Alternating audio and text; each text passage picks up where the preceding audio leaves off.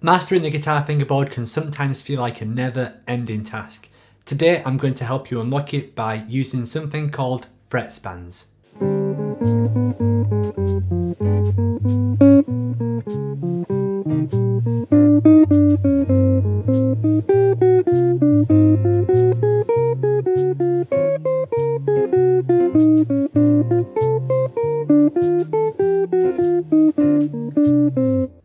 Hey everybody, Jamie Holroyd here helping you learn jazz guitar.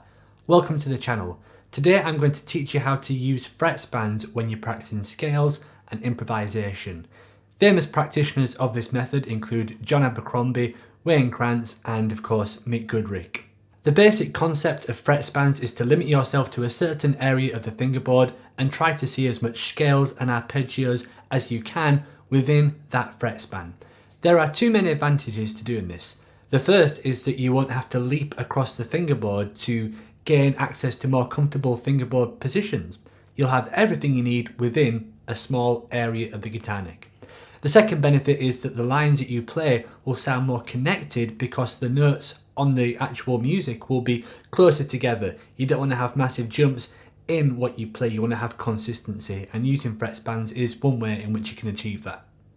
I'm going to teach you this exercise using a 3-step method. The tune, which I'm going to demonstrate these concepts over, is Stella by Starlight. We're just looking at the 8-bar bridge here, and I've included a lead sheet of this as well as all the exercises that we're going to be talking about today on a PDF which you can get by supporting me on Patreon. The fretspan that we're going to be working with in this exercise is frets 5 to 9. That means that the lowest note you can play is the low A note there on the 5th fret of the low E string, and the highest note there is the C sharp or D flat on the 9th fret of the high E string. This will mean that some of the fingerings that you're going to play might have to be altered to fit this fretspan, but I always figure it's good to be able to see notes in multiple positions and not get locked into a specific fingering. The first step in my 3-step process is to play single octave scales ascending, then descending.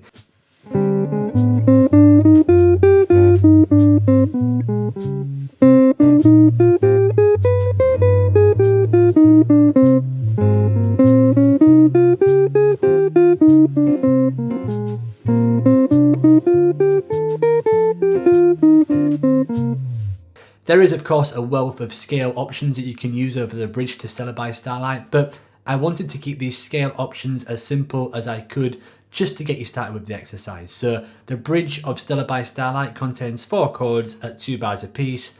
The first chord is a G7 altered chord, so I've just used a C harmonic minor scale here. I've used a C harmonic minor scale over the C minor in bars 3 and 4. Over the A flat 7, I've used an A flat mixed Lydian scale, and over the B flat major, I've used a B flat major scale. So each of these notes start on the root, go to the highest possible note in that fingerboard position. So for example, with that first chord there, G7, the root is on the 5th fret of the D string there, and the highest available note that I can get within frets 5 to 9 for the C harmonic minor scale is the B natural on fret number 7.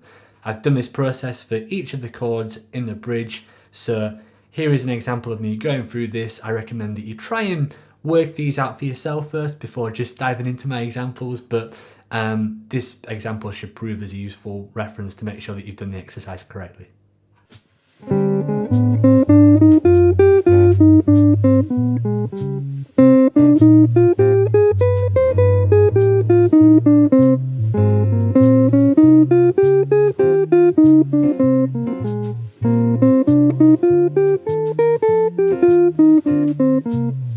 Step 2 builds on what we've just learned. So we're taking the single octave scales and we're going to the lowest available note in that fingerboard fretspan designation. For example, the first chord is G7 flat 9. We're using a C harmonic minor scale over that.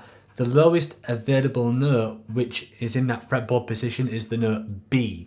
So here what I've done is I've just tabbed out basically a C harmonic minor scale starting on the note B, going all the way up to the highest note in that fingerboard position. Rhythmically, if you play this in eighths, there's only enough time against a backing track to go up this scale, but you could of course double this up in 16ths if you wanted to play up and down, or you could just play up and down out of tempo, as the 16th notes can be quite demanding to do. So I've taken that method and demonstrated that over each of the chords. So C harmonic minor is the exact same thing, so I've used the same scale, but for A flat I go to the lowest available note there, and of course I do the same thing for B flat as well, and that's going to give you complete awareness of all the surrounding notes. The problem is when you learn scales that start on the root and finish on the root, then we get kind of uncomfortable if we ever have to go out of that designated kind of root to root area. So this part of the exercise I think is useful for knowing other notes that are in that fretboard positions besides just starting on the root and finishing on the root of a given chord.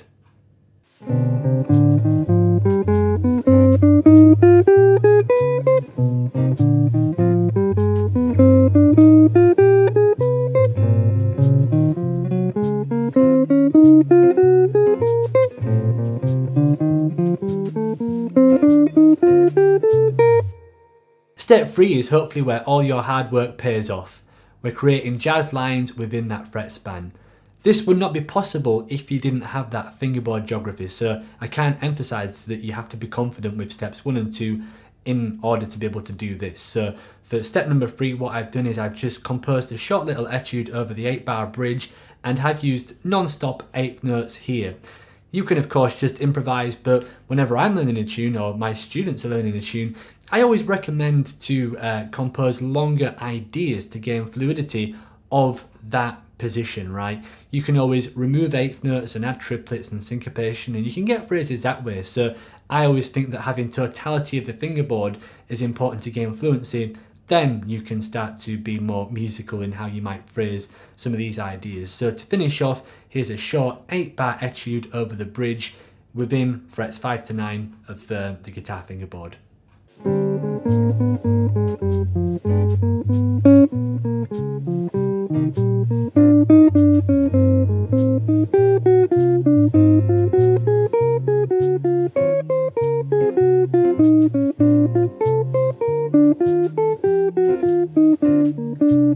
I hope that you now understand the Fretspan concept and realise how beneficial this could be.